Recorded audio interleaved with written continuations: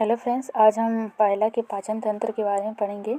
तो पायला के जो पाचन तंत्र है, पायला का पाचन तंत्र मुख्य रूप से एक लंबी कुंडलित संरचना के रूप में पाया जाता है। जो डाइजेस्टिव सिस्टम है, लंबी कुंडलित संरचना के रूप में पाया जाता है, जिसमें पाचक ग्रंथियाँ पाई जाती हैं, जिसमें कि डाइजेस्टिव ग्लैंड पाई जाती है।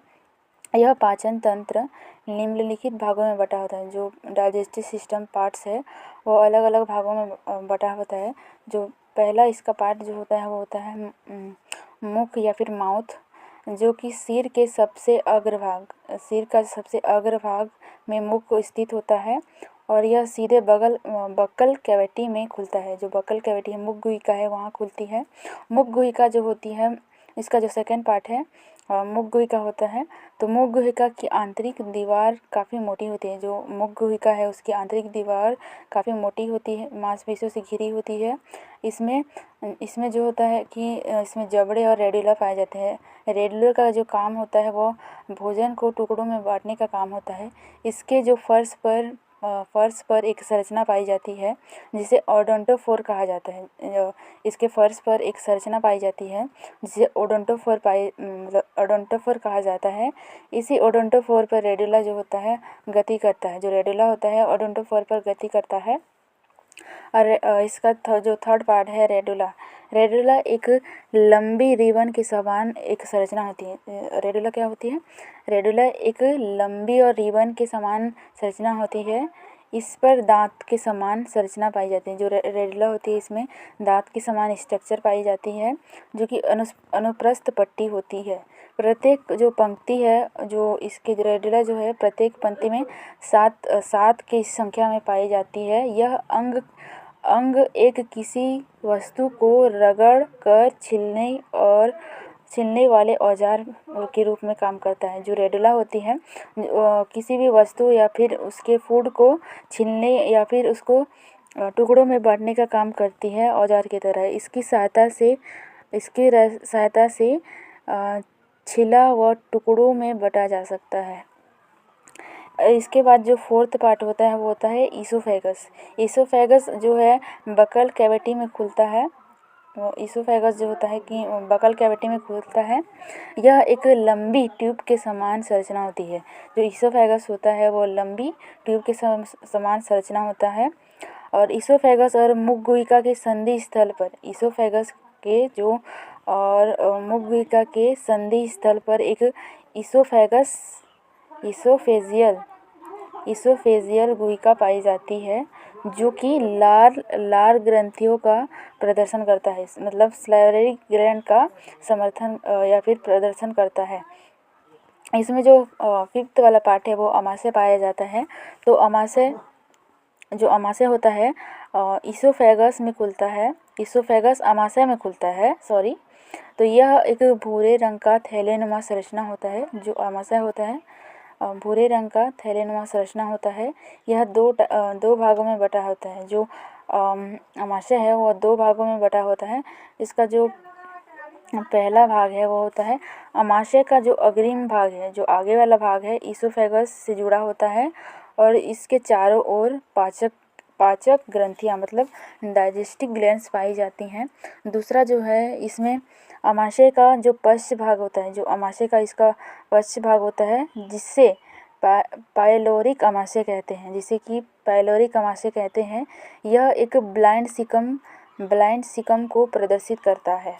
इसका जो थर्ड पार्ट होता है वो होता है इंटेस्टाइन अमाशय का पिछला संपूर्ण हिस्सा इंटेस्टाइन का होता है। जो इंटेस्टाइन का होता है, अमाशय का जो पिछला संपूर्ण हिस्सा इंटेस्टाइन का होता है, जो काफ़ी कुंडलित होता है। मतलब यह कुंडलित फॉर्म में पाया जाता है और यह रेक्टम के रूप में शरीर में बाहर की ओर खुलता है।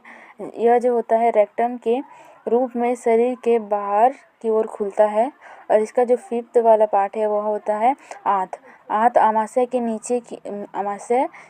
अमाशय नीचे की ओर लंबी आंत से जुड़ा रहता है। जो अमाशय है नीचे की ओर एक लंबी आंत से जुड़ा होता है, जो काफ़ी कुंडलित होता है और रेक्टम का अंतिम भाग होता है। ठीक है। तो इसका जो 5th वाला पोर्शन है, यह इपिटोनीले उभारों के स्थान पर लंबाई में पाया जाता है। यह एनस के रूप में शरीर से बाहर निकल जाते हैं। जो रेक्टम शब्द यहाँ आया है, तो इसमें जो वेस्ट फूड मटेरियल है वो स्टोर होते हैं, और यहाँ जो एनस शब्द आया है वह एनस जो वेस्ट मटेरियल है एनस के थ्रू बाहर निकल जाता है। अगर हम पायला की ग्रंथियों की बात करें तो यह तीन रूप में बटा होता है, मतलब 3 टाइप में बटा होता है। पहला तो है बकल ग्रंथि, दूसरा है लार ग्रंथि और तीसरा है हिपेटोप्रेंकियाज। तो पहले हम बकल ग्रंथि को पढ़ेंगे। तो मुख गुहिका की आंतरिक दीवार पर ग्रंथि चिपकी हुई पाई जाती है। ये जो बकल ग्रंथि है, जो बकल कैविटी की आंतरिक दीवार पर यह ग्रंथि चिपकी हुई पाई जाती है, परंतु इससे निकलने वाला जो पाचक रस का कोई कार्य, मतलब इसका जो कोई किसी चीज़ में कार्य होता है वो उसकी जानकारी नहीं है। दूसरा जो होता है लार ग्रंथि, यह जो है इसोफेगस कैविटी में मिलने वाली ग्रंथि है। जो सलाइवरी ग्लैंड है वह इसोफेगस कैविटी में पाई जाती है। इन ग्लैंड से नलिकाएं निकलती हैं, मतलब इस ग्लैंड से, मतलब इस ग्रंथि से एक ट्यूब लाइक स्ट्रक्चर निकलता है जो बकल कैविटी से खुलती है, मुख गुहिका में खुलती है।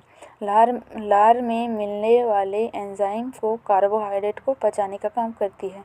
हिपेटोप्रेंकियाज, यह आकार में काफ़ी बड़ा होता है। जो हिपेटोप्रेंकियाज होता है वो आकार में बहुत बड़ा होता है, और जो कि आहार नाल का काफ़ी बड़ा भाग घेरे हुए रखता है। मतलब इसमें जो आहार नाल का जो काफ़ी बड़ा भाग को यह हिपेटोप्रेंकियाज घेरे रखता है।